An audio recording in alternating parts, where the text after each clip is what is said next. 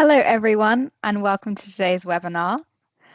I am very excited to invite you to Unlocking Visibility, where to start with enhancing your operational resilience. I'm Katie Watson, and I'll be your host today on behalf of Secon. If this is your first time joining us, welcome. Secon is a cybersecurity partner that is always on your side. Our purpose is to help organizations like yours take control of their security challenges with confidence, bringing clarity, capability, and a human touch to everything that we do. Today, we're cutting through the noise around security maturity and getting real about what actually drives operational resilience.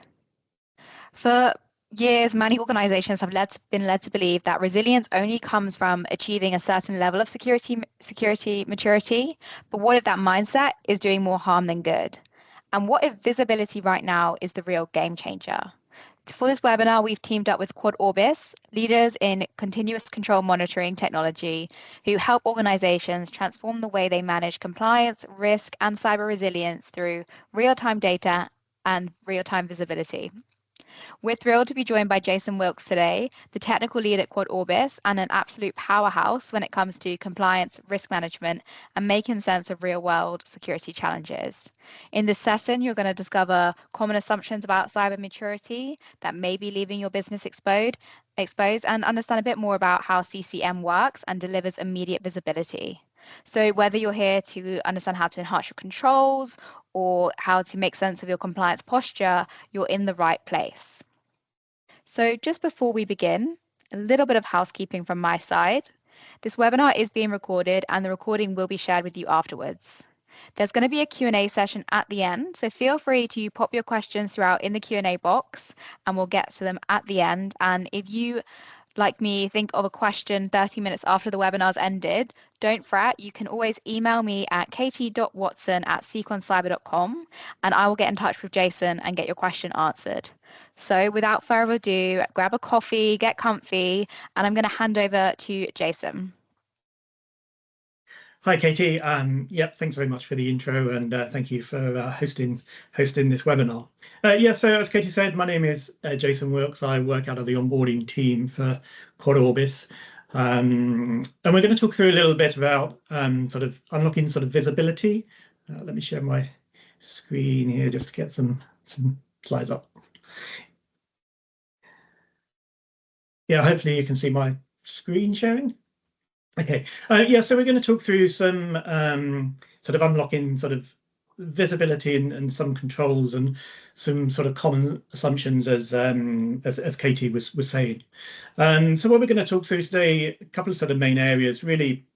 First off, I guess really the sort of the visibility challenge, and a little bit about the sort of the reality check that we see sort of currently at the moment, and we're going to talk through, I guess, some of the sort of the misconceptions really around that sort of cyber maturity piece, and potentially why that's putting some organisations at risk.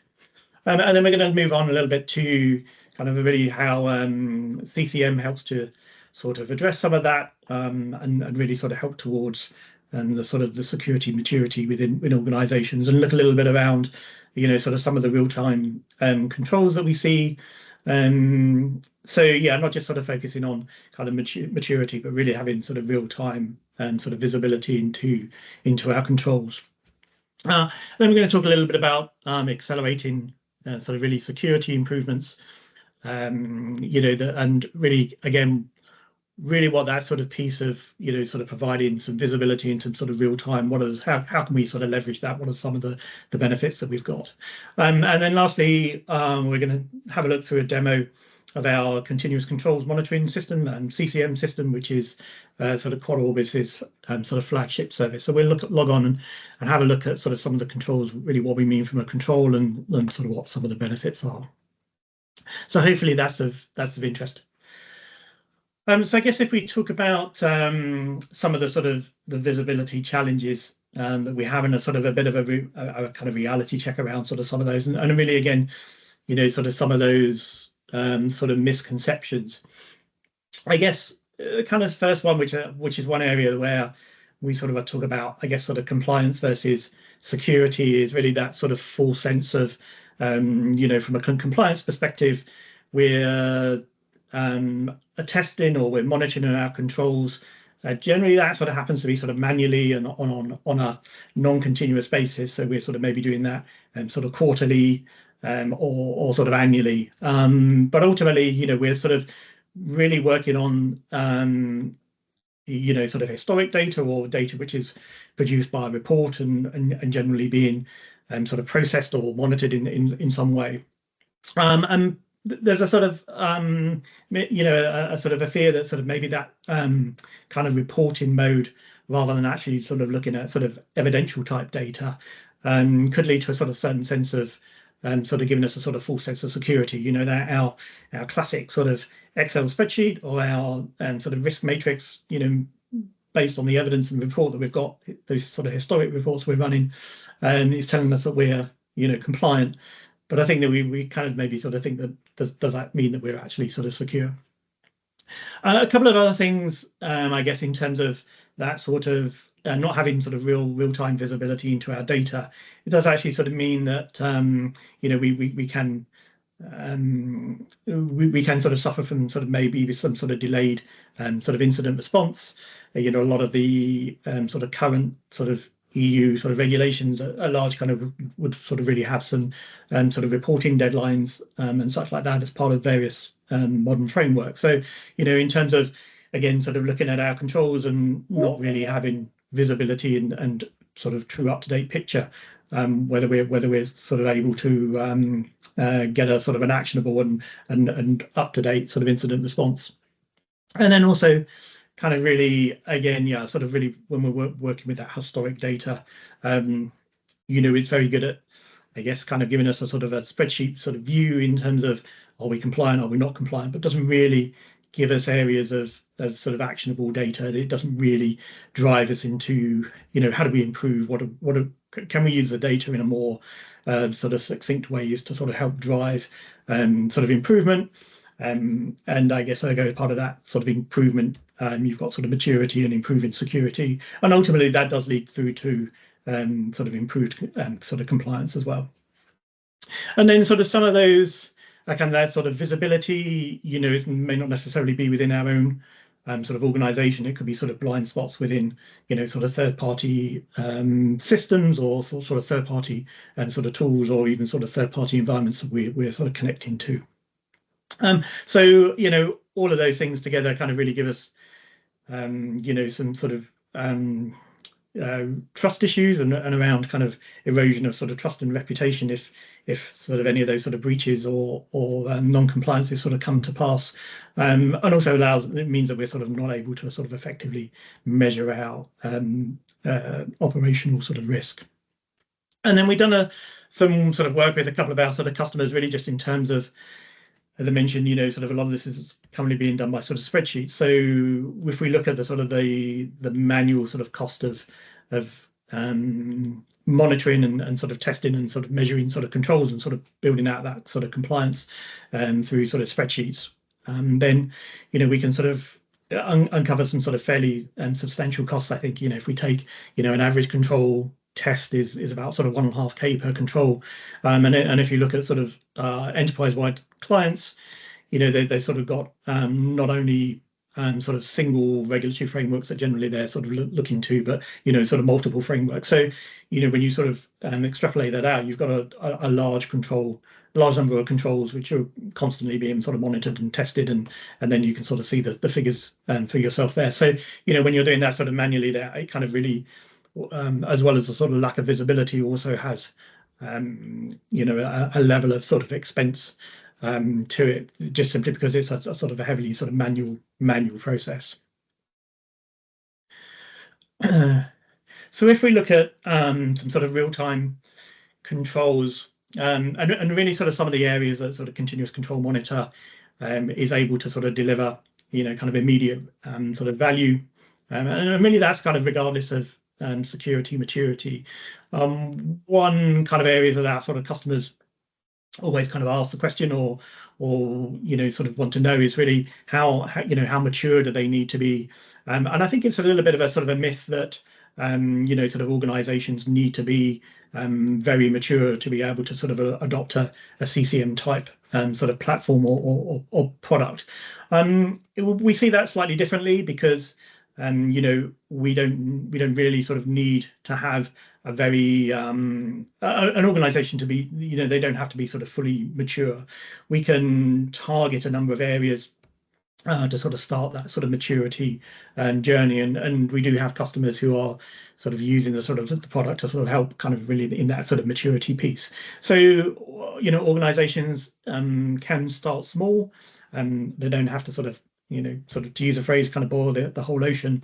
And if you look at it as a sort of a framework or multiple frameworks, then we can sort of focus on key areas. And I think actually we can take a little bit of a lead on a lot of the frameworks actually, and in terms of sort of security kind of 101 really, when we talk about, if we think about sort of security principles in terms of kind of knowing what you're trying to protect and knowing who you're trying to protect it from, and what you're trying to protect. You look at those sort of core sort of principles, and most frameworks would sort of start off with kind of really base principles of know your assets, and that can be quite a good way from a sort of CCM perspective to sort of start by bringing in those sort of controls which sort of purely sort of focus on the sort of the asset, and then sort of really the baseline security around that sort of asset. So a little bit we do sort of see customers pretty much start with onboarding those sort of, I guess, sort of blue chip sort of security products, and that sort of do get that sort of asset information. So that can be sort of endpoint technologies and sort of EDR systems, because that's a good source of sort of data integrity. That could be the sort of classic sort of vulnerability and sort of scanning that goes on. So all of those type technologies are related to sort of assets. They're either running on an asset or looking and scanning an asset. So we can sort of use that sort of asset base as our sort of maybe sort of starting point to look at sort of really where do we start, and then sort of build out those sort of asset based controls.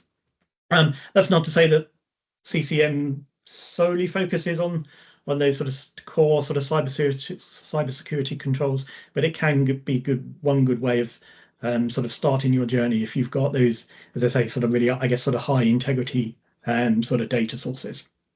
But ultimately, whatever the starting point, we do talk about sort of having a kind of a data driven approach, and actually sort of providing sort of automation and sort of around those sort of manual processes. So once we've got the sort of data into the platform, then we can measure the sort of the relevant data points, measure the sort of the relevant sort of data points, which really then sort of go towards a control, which is something that's sort of monitored. It has some inputs, it has some sort of business logic behind what's expected of the data, and then it has some outputs, which is really a kind of a measure of what is the expected output, and does that output fall within your sort of risk tolerance or your threshold for what sort of is expected to be sort of good or normal for that control. So we're definitely sort of making sort of data driven kind of decisions. And as I say, if we're kind of if we onboard that sort of asset piece and get those sort of first sort of data sources in, then we're sort of really working with sort of no more guesswork. We've got those sort of high integrity sort of data sources, and we can get an immediate sort of return on sort of investment really once we've got that sort of core data in. Then you can sort of cover an awful lot of ground, and just in terms of doing those sort of core sort of cyber security framework sort of pieces, whether that's around really the kind of the security of your estate, and that sort of largely revolves around sort of systems, sort of assets, kind of users, kind of vulnerabilities, and how those are all sort of managed, which is I guess sort of really the bedrock of a lot of frameworks. And from there, once we've got that sort of core piece in, then from the CCM perspective, we can sort of then sort of evolve as your maturity evolves, and that may then sort of branch out into sort of key KOIs that you're currently looking at, or current sort of areas that you're sort of interested in sort of monitoring, or you're sort of currently sort of reporting on to the sort of the C-suite, as if it has a sort of particular set of sort of metrics that you're sort of already measuring. But ultimately, as I said, we can sort of start off with an actionable sort of set of controls, and then sort of really use the sort of the maturity as we evolve. So yeah, CCM doesn't have to be, we don't need a sort of a mature environment to start with. We can, in and of itself, so CCM can sort of help with that maturity journey. And there's and as part of that journey, we do have a sort of quote from sort of one of the customers, sort of who did actually, as part of that journey, have some sort of quite use the term illuminated light bulb moments, but sort of really by just giving that sort of data-driven view, it sort of really highlighted, things that they simply didn't know, within their environment, within their network. I think we're all these days sort of running large, complex sort of networks. They're sort of highly distributed. They're generally sort of part in the cloud. We've got sort of SaaS-based services. So actually, sort of being able to sort of bring all that together is really a challenge. So really being able to sort of shine a bit of a spotlight into some of those areas which didn't really have sort of visibility before is key. A couple of other areas, I guess, really sort of as part of that maturity sort of journey, really. Sort of once, because we have sort of got a data-driven sort of continuous control monitoring sort of process, then ultimately we can do sort of more of an immediate sort of risk identification. So we can sort of see almost in real time if sort of controls are failing, and if a control is failing, then that's a security control that's failing. So it's there for a reason, it's there for a purpose. So that control needs to be remediated and sort of brought back up into a sort of a good sort of steady state. So we've got a sort of a closer or a shorter loop to sort of remediate some of the sort of control failures, and also that kind of really ultimately leads to sort of a sort of faster sort of response across sort of all domains, really. And again, because we're sort of really taking not only sort of a data-driven but a real-time sort of approach, you can be sort of far more sort of proactive in your sort of compliance management. You can actually sort of see in real time where you maybe need to sort of put your focus in terms of sort of remediation or really just kind of improvements, or just sort of core remediation. And then ultimately, once you've got that sort of shorter sort of feedback loop or faster sort of fixed time, then you sort of tend to build in sort of more of a longer term sort of resilience, because things get sort of fixed a lot quicker. You can cover an awful lot more ground because things are less sort of manual if they're sort of automated. So it does mean that sort of really you can then sort of keep up with new regulations, or sort of really kind of keep that sort of improvement piece going, rather than just sort of retreading or rerunning on the same hamster wheel of sort of manually taking your existing sort of data and running some reports and some sort of calculations and VLOOKUP in sort of Excel to sort of give a mirror view of what's gone on. You get a continuous view, and then you can make sort of decisions pretty much in the here and now in terms of sort of what's working well and what isn't. Okay, so let's without sort of further ado, let me just sort of hop into the platform. I'm happy just for me to rearrange my screen. Yeah, so we'll log into our CCM platform, and we'll have a look sort of through the through our sort of demo environment. It is a demo environment, so we don't have all the frameworks in here, but we do have a sort of a good example of frameworks that our customers are sort of looking at, and sort of fairly sort of popular and well-known things like sort of PCI and sort of NIST and sort of DORA. Equally, the platform itself is pretty flexible, so we also have customers who are either sort of coming to us with their own sort of hybrid type sort of controls library, which is sort of built across a number of different sort of frameworks, or really just areas that they're sort of particularly interested in. But in our initial sort of screen, we're sort of really taking all of those sort of frameworks and then giving some sort of overall sort of score in terms of what is the sort of the health of that framework, what is its current status, and then we're also able to sort of trend out that sort of timeline. Just for a minute, I'm just going to sort of dive down into sort of a couple of controls, really just to sort of explain sort of really from our perspective what we're sort of looking at from a control sort of perspective. I'm going to sort of maybe focus on a couple of sort of, I guess, sort of fairly sort of asset or sort of technology sort of based controls. But you know, for us, a control is any sort of data point which we can ingest, and then we can sort of build some sort of business sort of function around that sort of control, and then you know, sort of measure the outputs and put some sort of guardrails and put some sort of thresholds around there to sort of understand what sort of good looks like from the sort of control perspective. But if just remember, we just sort of look at a single control or a couple of single controls, really just to sort of show what we mean. So here's a kind of a common control, really, levers with unrevoked access, where you have you know, a sort of a typical process within an organization where, you know, the HR department would sort of offboard, or a user would have left, or you know, sort of been terminated, and they then would sort of mark that user as such, and then that would generally trigger some sort of process down to the service desk or the IT team to actually offboard that sort of user.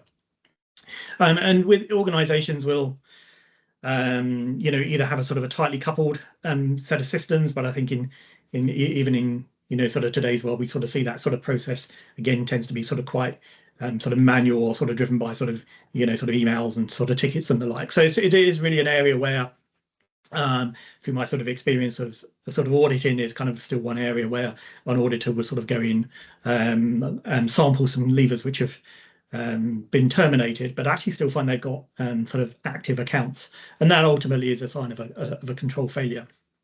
And that's actually what we're doing here within this sort of control. So we're looking at these users. They were due to be offboarded. They've been marked as offboarded from here, which is sort of coming from a HR type system. But actually, when we look at our environment, we see that they're still active. They've got, you know, sort of AD accounts which are sort of active and stuff like that. So, you know, fundamentally, you know, this sort of constitutes a control sort of failure. And we take this as kind of evidence. This is our kind of reporting evidence. This is what would normally be gathered sort of by an auditor. So if we can take this information, evidence of a control failure, then actually we can sort of automatically, as part of the platform, sort of export this to a ITSM ticket or ITSM toolset, create a ticket automatically with this data routed to the right teams, and then they can remediate they can remediate the users. So looking at sort of closing that or making that sort of fixed loop a lot shorter. So it does ultimately mean that, you know, from an audit perspective, when you get audited, then you're going to end up with a higher sort of integrity audit. You know, it's going to be more sort of squeaky clean, because you know, sort of some of the sort of audit failures would have been picked up in real time and sort of fixed accordingly. And this is another really good example of a control also, because actually it's very difficult to get this sort of information to attest a control from a single system. So we really can't go to the sort of the HR system and say, okay, well, we know this user's been offboarded, but did they actually get offboarded? We can't ask a single system. And likewise, you know, we can't ask the AD, you know, when this user should have been offboarded. So we actually need a sort of a system to be able to sort of build those data points together and to be able to sort of attest what a control is.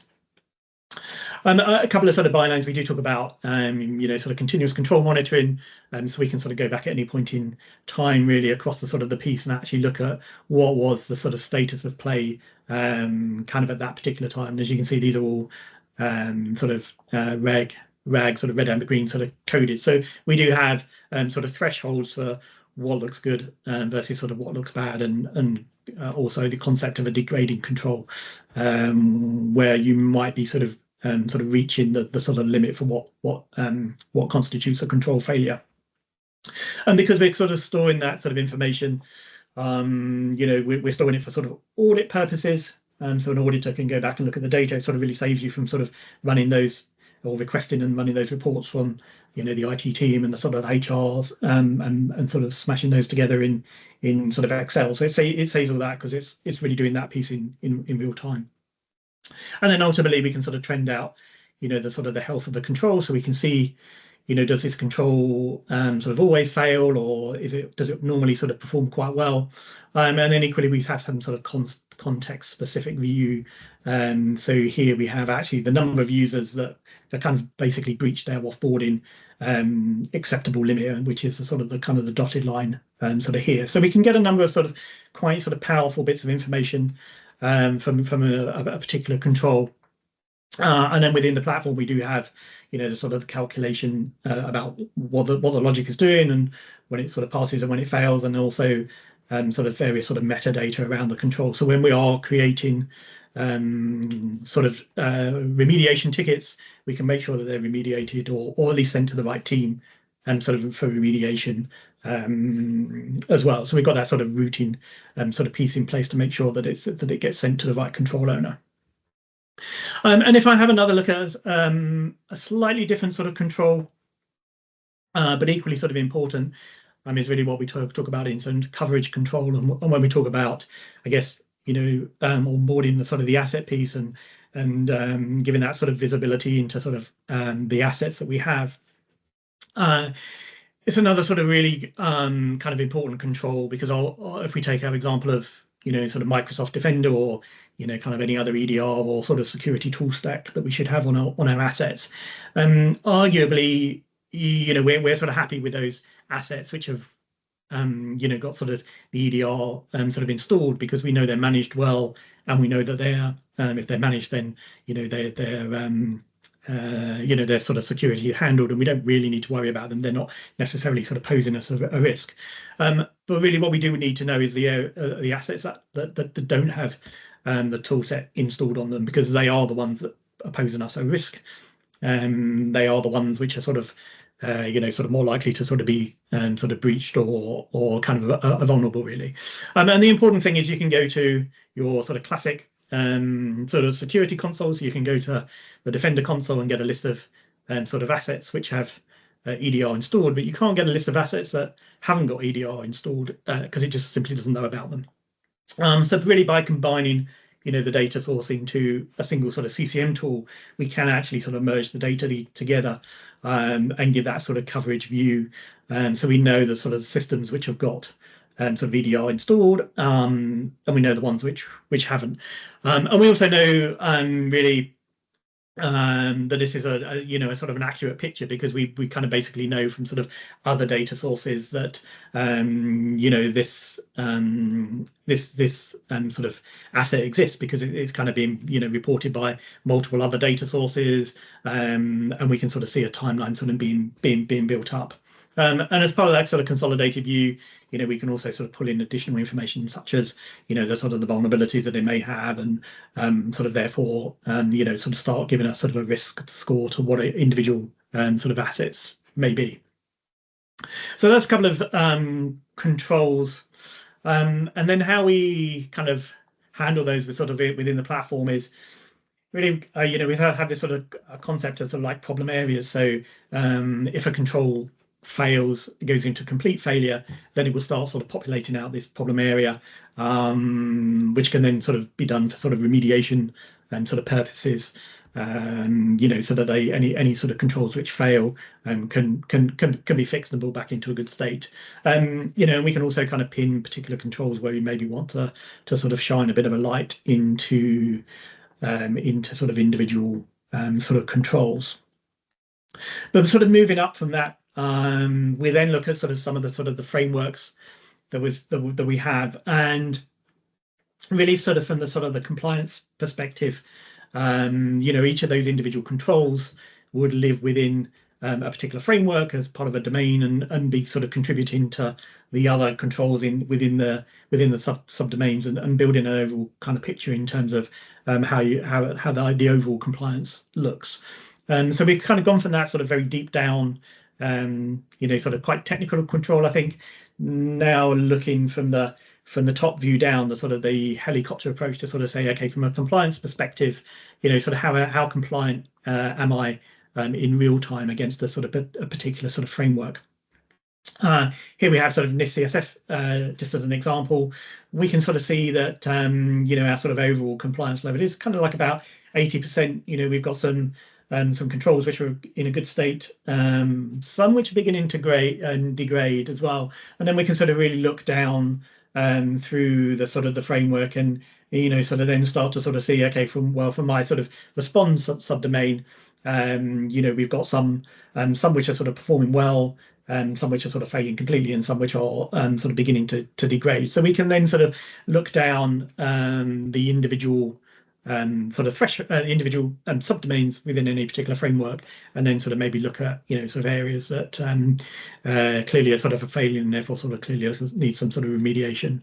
And then once we go down to here, then we sort of pretty much sort of lead down to the sort of the same sort of screen that you were just before, which is a sort of the evidence piece in terms of what does this mean that it's failing. In this particular instance, we've got some production sort of Slack channels which are public, which maybe they shouldn't be. So that's why it's sort of registering as a control failure.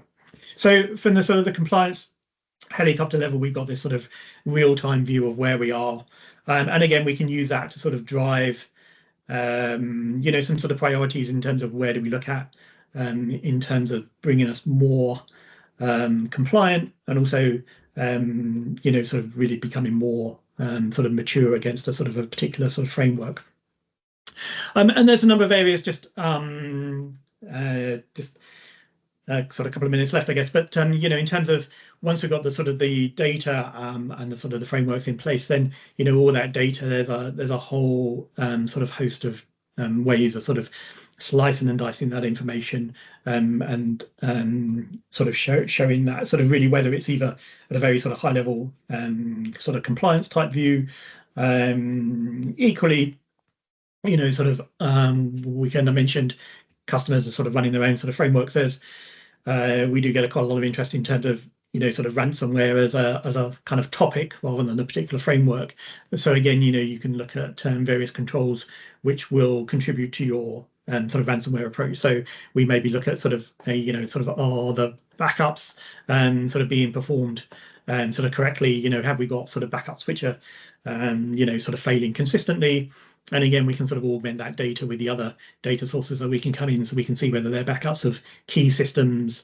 So we can sort of build sort of insights around the data, and then sort of start plotting out some other sort of kind of interesting data. So the sort of average time for sort of backups and recovery and such like. So once the data's in there, we can sort of really sort of drill down into some sort of actionable sort of insights. And then I just kind of guess really before I wrap up the sort of demos, really just to sort of I guess show a couple more sort of areas really in terms of sort of data insights. We can, if we know, for example, that we've got sort of phishing failures, if we take our classic sort of user security awareness type training, then we can sort of maybe start drawing out correlation that actually the sort of the department that sort of is consistently sort of failing their sort of phishing simulations, maybe also the department which isn't actually doing their security awareness training, so the training is overdue. So we can sort of then maybe look at sort of targeting, not just sort of rerunning more phishing campaigns. We can look at sort of targeting those actual sort of departments or business groups.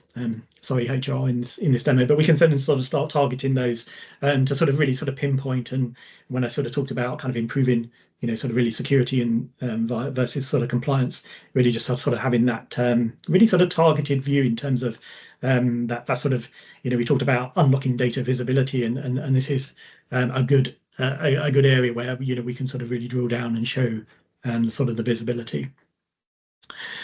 And as you can see, there's a whole different way to sort of look at some of the data that comes in, and we do have sort of customers who do like to sort of maybe use this sort of form of view, and it's a good sort of migration point from where you are coming from an Excel based sort of compliance program, where you're kind of as I said at the beginning, sort of pulling in sort of data and reports, and then trying to sort of do some VLOOKUPs and get some sort of Excel or spreadsheet based sort of views. So again, we've got some sort of tools and some sort of widgets really, which kind of help that journey, where people sort of are looking to sort of mature. So again, we don't need you to be sort of fully mature. We can, sort of basically re-engineer what you're sort of currently doing. So again, this kind of a view is an area that sort of organizations would kind of maybe start off really to give you that sort of cell-based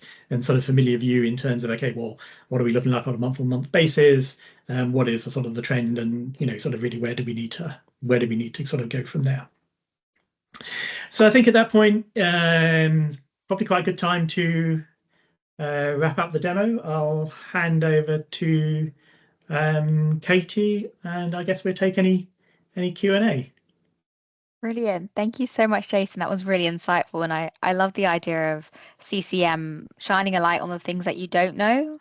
And you don't need to wait till you're fully mature to actually get a light on these things, because you need to know them now. You don't need to know them when you feel like you've become like this mature organization. So I want to open up the floor. If anyone has any questions or would like Jason to expand on anything, please feel free to put them in the chat or the Q&A box and we can ask away. And while you're thinking of some questions, I did have a question, Jason, in terms of how quickly can an organization expect to get set up and running and start to see value of CCM? Yeah, that's a really good question, and one that we get asked often. Very quickly is the answer to that. Strange enough, we often find that probably the longest part is sort of really just that sort of CAD process from a customer to sort of get access to the data can sort of actually be the sort of the longest part. So that generally that's a sort of maybe a sort of a week or two. But once that piece is done and we get access to the data's into the platform, sort of almost instantly at that point. And then the controls and really just sort of aligning that to a sort of particular framework is really just a day or so kind of turnaround, or kind of really even less really. So actually getting those key insights is really quickly. It's interesting to sort of see sort of how quick it is, and it is because once you've got the data coming in, then it's really just a case of really being able to sort of interrogate and ask the data sort of really the sort of things that you want to know. And as we've seen, some of those insights are really just KOIs or sort of areas that you haven't really been able to answer before because you haven't really got the tools, or they're sort of the sort of the compliancy type sort of questions against a particular sort of framework. But pretty quick is the answer to that one. Brilliant. And then speaking of frameworks, how can CCM help us prepare for maybe newer regulations like, oh, actually, one sec, before I get into that question, we actually do have someone, Anisha's asked a question about what about DR controls? So let's focus on that question first, and I'll ask you my second one. Yeah, great. So I mean, obviously, as you can see within the demo environment, we have a sample of sort of frameworks. From a control perspective, DR absolutely would be a control. And as I mentioned before, sort of really we can pretty much turn anything into a control. Because for us, it's a control is really some data that we can ingest, some language around what the sort of the function of the control is doing, some sort of business logic really, and then some sort of expected thresholds in terms of sort of what good looks like. So as long as we've got those sort of three elements, you have yourself a measurable control, and the rest then becomes sort of quite tailorable in terms of is your what's your sort of risk or your sort of SLA, is it sort of 24 hours or is it sort of 72 hours? But yeah, from a sort of a DR perspective, sort of absolutely. I mean, I guess you're sort of looking at really well, maybe a couple of other different controls, maybe some sort of more business logic controls. So you might be querying again sort of an kind of an ITS sort of ServiceNow type system to sort of say, okay, well, when was the last DR test done? Was it done within the last 12 months, for example? And doing that all that sort of business piece around some sort of business logic of a control, and your DR test might have had some sort of outcomes of that. There might have been some things that you needed to sort of do to improve the schedule. So again, you can sort of build a control around that to sort of say, sort of is that being done? You could also, have some sort of more proactive controls. If you've got, kind of a cloud-based system and it's doing sort of an automatic failover, then you could conceivably build some controls to say, okay, well, sort of how long did it take for a service to from failure to, once you saw a heartbeat of a system or service disappear, how long before it sort of come on stream. So that sort of mean time to sort of recover and sort of those sort of things. So, from a platform perspective, I'm not saying we're sort of control agnostic, but as I said, as long as you've got those sort of three elements, something that you want to measure, an idea of how it's being measured, and an idea of how you want to sort of classify the output based on the results, you've got yourself in control. Brilliant. Thank you so much. So we've got a few questions now coming through. I'm going to just group two together because they're about vulnerabilities. So one is how can we identify critical vulnerabilities in the case of Manny? And the second one is how can CCM mitigate zero-day vulnerabilities? So don't suppose you'd be able to answer those. Feel free to take them separately if it's easier, Jason. Yeah, so I think in terms of sort of CCM is really working on sort of ingested data. So it's really kind of a case of trying to sort of automate and orchestrate your sort of existing tool set. So, we do, in the case of sort of vulnerabilities, we are kind of reliant on the sort of the vulnerability sort of tools. So we're not looking to sort of replace those sort of tool sets. So when you talk about sort of 0 days, we still treat that as sort of data sort of coming in from your classic sort of Qualises or sort of rapid sort of 7 type scanners. So I think so.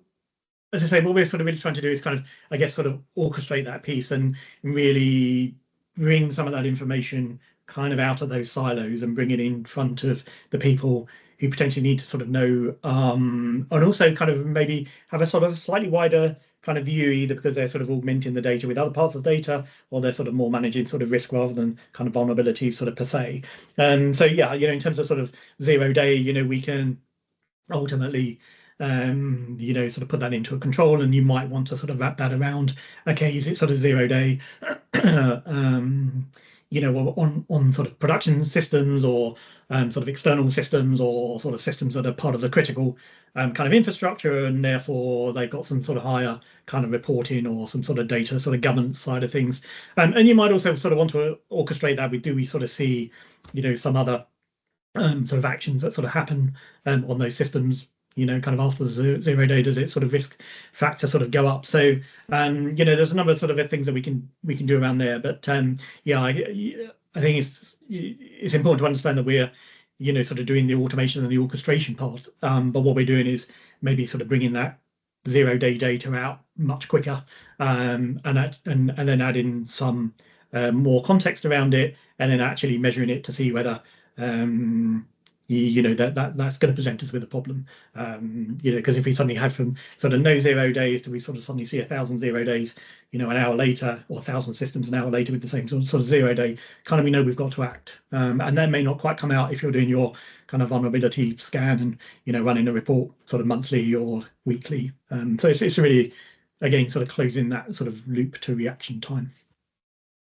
Brilliant. Thank you so much for answering that question. And just time for one more quickly. Just around, I think, so this question is around issues of disengagement from businesses when they get presented with more dashboards and more training. I think it's like, idea of like, data overload. And have you had any feedback from customers about, how CCM helps with that?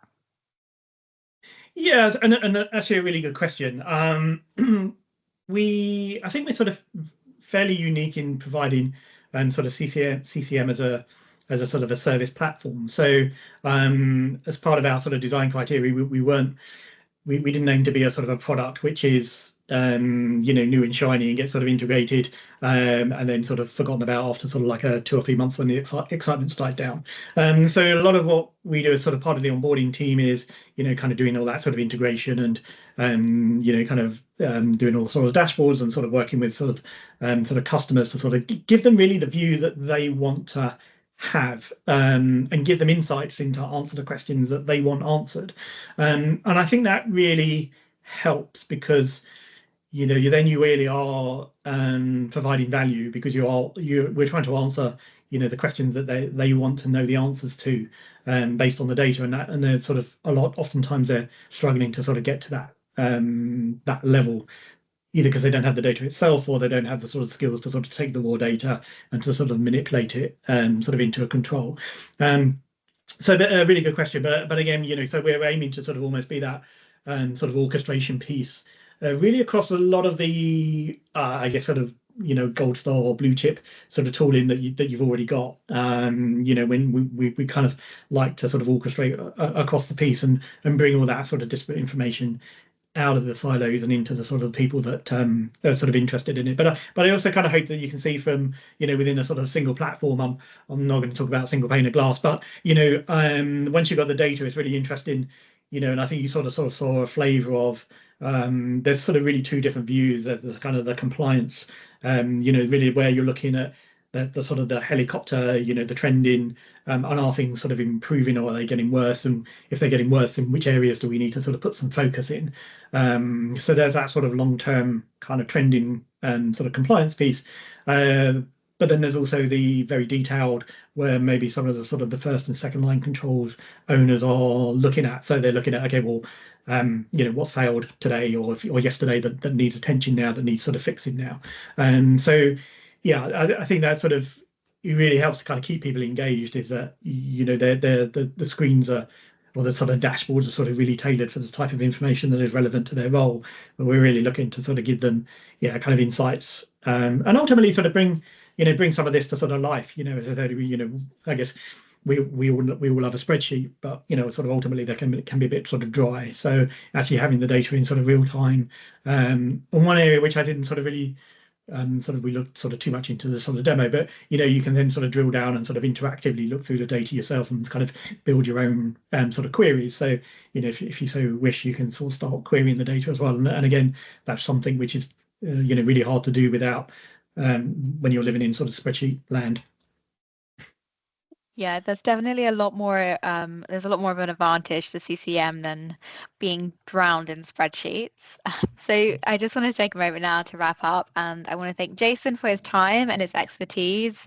That was a really helpful webinar, and I hope everyone who attended has gained something. If you do have any questions, do please feel free to reach out and ask, and I hope you all have a great rest of your day. Thank you, everyone. Bye. Thank you, everyone. Thanks, Katie.